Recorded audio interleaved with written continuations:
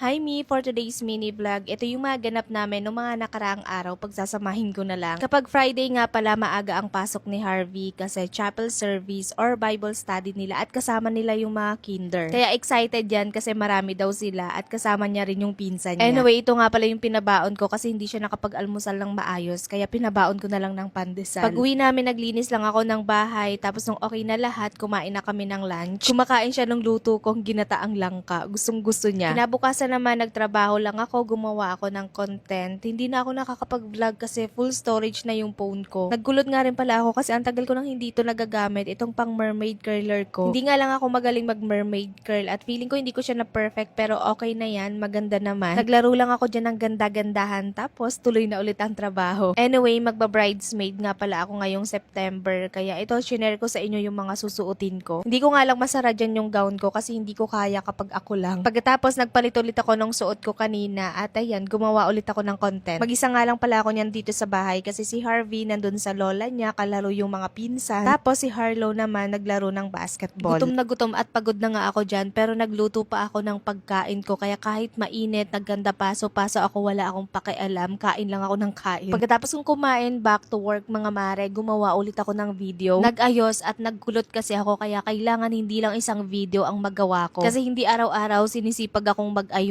kaya kapag sinipag ako kailangan kong sulitin. Kinabukasan nag-film ulit ako kasi merong nagtanong kung ano daw skincare ang gamit ko ngayon. Lahat ng skincare ko dati pinalitan ko kasi nag-breakout talaga ako kaya sumusubok ako ng bago. Okay naman kasi sa akin dati yung mga skincare ko kaso meron akong maling nagawa kaya ayun, boom, nag-breakout ako. Hanggang ngayon nasa healing process pa rin ako kasi marami pang naiwan na marka. Nung hapon naman umalis kami kasi na-invite kami sa birthday at mukhang mapaparami ako ng kain kasi only buffet to. Puro pagkain Pinoy yung nandito at masasarap siya mga mare pero hindi lahat natikman ko. Kasi ang dami ko nang nakain, hindi ko talaga kayang tikman lahat. Etong batang to, ang dami ring nakain, ang sarap ng isama sa buffet.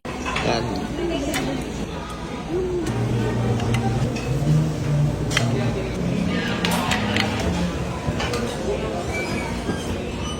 5 to 7 p.m. kami dyan at nakadalawang batch ako ng kain. Grabe, ang dami kong nakain. Pagkatapos namin doon, dumiretso kami dito sa may riverbanks kasi naghahanap si Harlow ng sapatos ni Harvey. Sa una naming pinuntahan, wala kaming nabili kaya dumiretso kami dito sa mall. Ayan, dito na kami merong nakitang sapatos para kay Harvey tapos naka-sale pa. Medyo malaki pa ng konti kay Harvey kasi ito na yung pinakamaliit nila pero okay lang para matagal magagamit. Ayun lang, bye!